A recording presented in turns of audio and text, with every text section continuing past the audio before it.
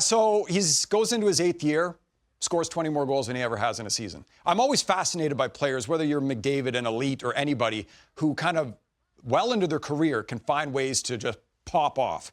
And he did it, in large part by doing what he does better than anybody, which is attacking with his speed. There were changes, though, in how he did it, and this is where I love talking to guys like Rupper. So you look at Connor McDavid's goals off the rush. But this is the last 4 years, all right? 27, that's a significant jump, and it was the most he's ever had in a season in his entire career. So I know that Connor McDavid worked a ton on his shot last offseason, and it's something he wanted to get better at. But Rupper, I'm always fascinated when even the best in the world can say, hey, I'm going into year 8. How can I get even better? And he scores 60 plus. So we went back and looked at some of the video.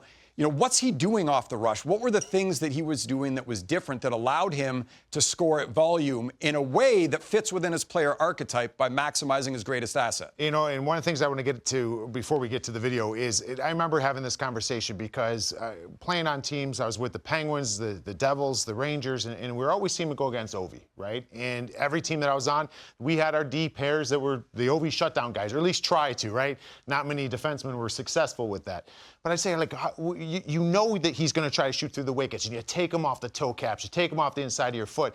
How do you know, how do you gauge in what he's doing? And there was a stretch, and I don't know, and this shows Ovi's greatness too, because he still got goal totals during that time, but there was a stretch where he became a little too predictable on the rush, coming down the left side of the ice as a righty, and he would kind of hitch the puck and he'd shoot between the legs. So guys started getting down, and they dropped to a knee, and they blocked these. Then Ovi started doing, if you remember, he started coming down, and then he'd pull it forehand, toe it between his legs, and go to the outside. And he had some highlight reel goals you could look up on the internet with that. Then he started kind of cutting in the middle of the ice. When he gives different looks and you're less predictable, now his all-world talent takes over. And I see some of these things with Connor McDavid as well.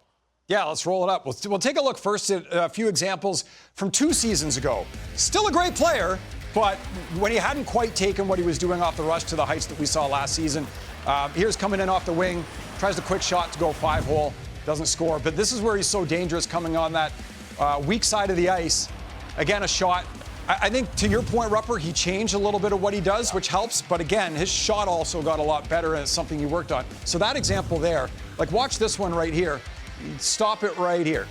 So in the last example, he shoots through the defender, right? And now you go into adding a little more variety to his game, and we start to see a little more dynamic. We can roll it here, Rupper, and you can go on this one. Yeah, so on this one, he holds on to the puck, cuts across, and then he comes in here. He's got this great deceptive shot, 5-hole that goes in. And get a pause. Go back 2 clips when the Edmonton's in their bright orange jerseys, because this is the thing I want to show here, and this is just one clip on this one. Stop it here. So this is what he ends up doing. He ends up coming down, and Connor became, I feel like we know that he worked on his shot. He wanted to score more goals. I was on the team with Sidney Crosby where he's like, I'm going to work on my shot in the summer, and then he scored 50 for the first time the next year, which is incredible because I wanted to work on my shot and score goals, never really translated.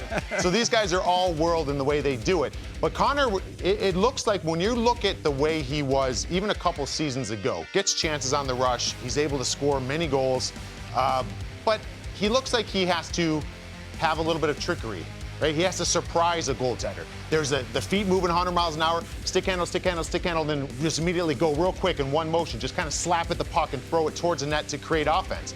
Then you see, and that's what we're going to see here. Watch this. A lot of them will come down, and he just kind of stick handle. He's looking for a pass. Stick handle, and he just kind of throws on net. No look shot, and bring that back just a little bit right before he shoots it. There's nothing wrong with this. This is a deceptive play, but he's relying on deception to beat this goaltender. He's just throwing a shot on here, I actually think, for a rebound for Leon Draisaitl. Then you start noticing this, plays like this, and then we're going to roll it and keep it going. He starts shooting to score goals now. He's confident in his shot. I don't have to fool you with what I'm doing. This shot that's coming off my stick, this thing can beat you. And that's the thing I noticed the most, Kels. He started shooting in higher parts of the net as well. This one was a low one. But he starts coming in, and he was a bona fide shooter. And his confidence, you can see in his shot on a lot of these. Yeah, and make no mistake, a lot of those other years, he still led the NHL in goals off the rush. It was not a weakness in his game, but that's the example you're talking about, right, Rupper? Yeah, bring that one back, too. Because this is the other part, too. As a player, you saw a lot of them shooting low. He shot a ton, and he shoots a ton low. And that's a very dangerous shot. And it's one that catches the goalie off guard, creates offense, could rattle around there for a rebound. But what he also is a player. When you're shooting the puck up high, you're trying to score the goal. Because shooting a puck up high on a goal turn, that's not creating offense, because if you miss the net, it's going around the glass. You get in his glove, it's a dead play. Chances are you're not creating offense on a high shot. When a player shoots high, generally speaking, he's trying to score a goal. And that's the difference, too, because look at this shot. This is a shooter that's confident and has put the work in on his shot and just grabs it, stick handle, upstairs like nothing. I mean, that's the biggest thing I noticed with his game. Yeah, goal scorer's goal. And the similar on the power play as well, right? Where that's more of a deception, quick stick handle, try to flip it up top corner.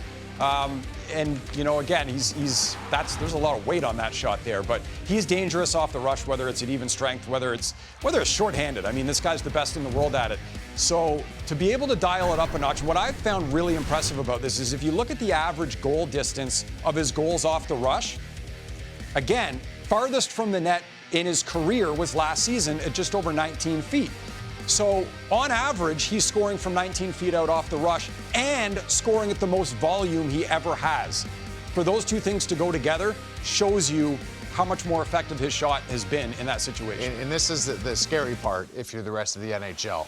I don't think we've seen a ceiling on him. Nope. And I know that since he had his goal totals from this last year, and you can see the... So that's 2 years ago, right? When, again, he still scored more off the rush than anybody, but not as much. It's a bullseye in front of the net, and kind of a bullseye in general. And then you look at the past season. See that? Yeah. That's the difference. A little more spread out, a little more variety. Yeah, and that's the thing with the guy, and the great players do this, right? And I always refer to these stories because I remember when Patrick Kane came in the league. He was a pass-first guy. And when you played against Aaron, you went into Chicago, you started to learn how to play him.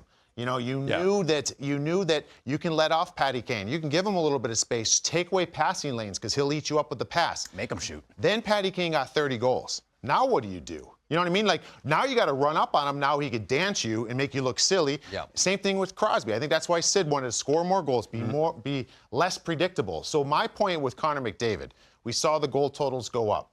I think the assist totals go up too, because now you're going into the season like, this guy can beat us from distance with his shot. So I got to gap up on him. You gap up on Connor McDavid, I don't know how many defensemen can stop him from dancing around him. Like, you know what I mean? It's going to create more and more for this guy.